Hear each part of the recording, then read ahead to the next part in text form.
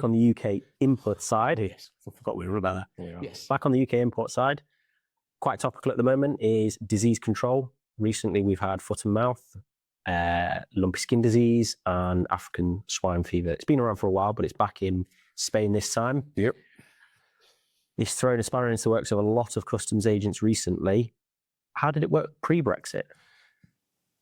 Yeah, good question. We had a conversation with some journalists recently of some very reputable newspapers, and newspapers are either still years later are either Remainers or Leavers. They just haven't moved on really. And this particular one was saying that we've actually had more problems of this nature since Brexit. We've got more illegal meat coming in since Brexit. We've got more of this foot and mouth African swine flu fever. I can never remember which one it was. It started life as flu and ended up being a fever. And you've got LSD, which no one had ever heard of before, and everyone was looking up what does lumpy skin disease look like, and it looks like exactly what it's called. That you had no control over that. Your control pre-Brexit was you didn't have a border, so your control pre-Brexit was to the EU nations saying, "Can you not send that? Because I've got no way of stopping it." And if I go back not so long ago, even when I was at Eurotunnel in 2005, we were driving through troughs of Dettol to get on because we were crossing the border. That's the control. That was the control. You drove your car through disinfectant, and trucks drove through disinfectant. Whereas the view of some of the media is there's more of this since Brexit. It was always there, just we weren't checking for it. And look at like lumpy skin disease, African swine, whatever the hell it is, and FMD, we haven't got it.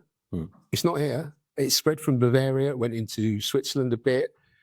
Is it African swine fever that's now in Barcelona area? So that's in Spain at the moment, been there for a while, just appeared in, it was in Italy to start with. It's just appeared in Spain. They think it's come from a driver, an international driver, his sandwich, he's discarded it, and a wild boar has eaten it.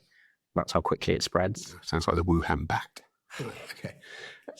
So how does our import regime stop that? It makes it harder. It's a bit like if you're having CCTV at your house. You're not going to stop the burglar, but you make next door look more attractive to the burglar because he hasn't got CCTV. It's literally that, is that you just put up as many barriers as you can to try and capture something. When we get these reports from Ashford Port Health and the other health authorities, Dover Port Health very strong on this as well, they're terrifying. And you're looking at them saying plastic in rice and all this kind of stuff, and salmonella and listeria just about everywhere. It's not from countries on the outer edge of civilization. Some of it's from the EU. You're thinking, well, what happened before Brexit? Well, before Brexit, we didn't know. Now we do know, and somehow that's the fault of Brexit. I won't really go with that.